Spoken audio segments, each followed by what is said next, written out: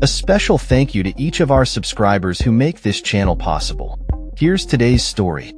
In a significant development on March 1st, 2025, the latest round of negotiations regarding the second phase of the ceasefire between Israel and Hamas has reportedly made no progress.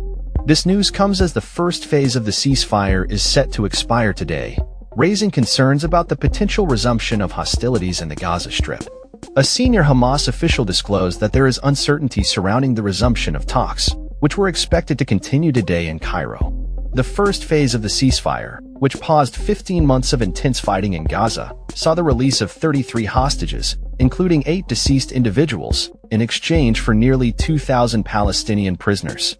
This arrangement allowed hundreds of thousands of displaced individuals to return to their homes in northern Gaza, and humanitarian aid to the territory saw a significant increase as Israeli forces withdrew to designated buffer zones.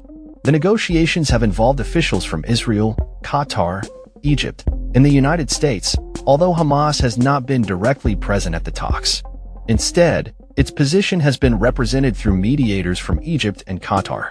Bassem Naim, a member of Hamas political bureau, expressed frustration over the lack of progress before Israeli negotiators returned home on February 28, 2025.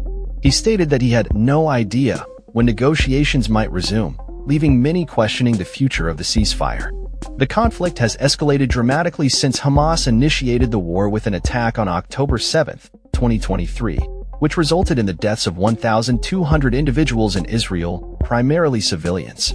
In retaliation, Israel's military campaign has claimed more than 48,000 Palestinian lives, according to health officials in Gaza.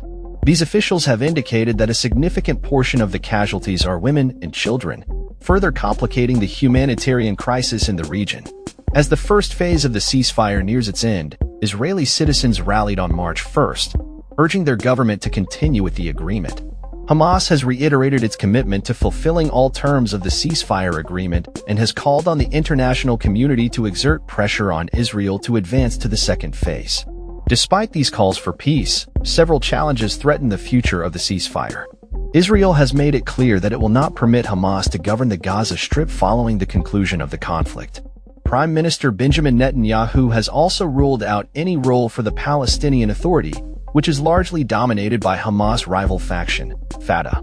In response, Hamas leader Mohammed Darwish stated that the group is prepared to transfer power to a Palestinian national consensus government or to a body of technocrats proposed by Egypt, which would not be aligned with either Hamas or Fatah.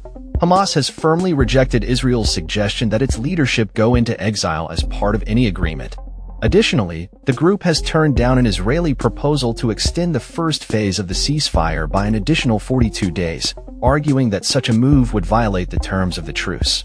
As the first day of Ramadan begins, Palestinians in Gaza are facing not only the challenges of fasting but also the dire economic conditions exacerbated by the ongoing conflict. In Rafah, video footage captured the somber scene of families gathering for iftar amidst the ruins of their homes, highlighting the stark contrast between the spirit of the holy month and the harsh realities of war. Huda Matar, a resident of Rafah, expressed the struggle of rising prices despite an increase in available food and supplies compared to previous years. In the meantime, Netanyahu's office has indicated that mediators are also discussing ways to enhance the delivery of humanitarian aid to the Gaza Strip, aiming to alleviate the suffering of the population and foster stability in the region.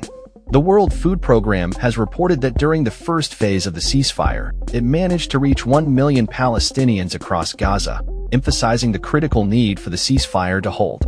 The situation remains tense as Hamas released video footage showing hostages, including 2 brothers, moments before one was set to be released from Gaza.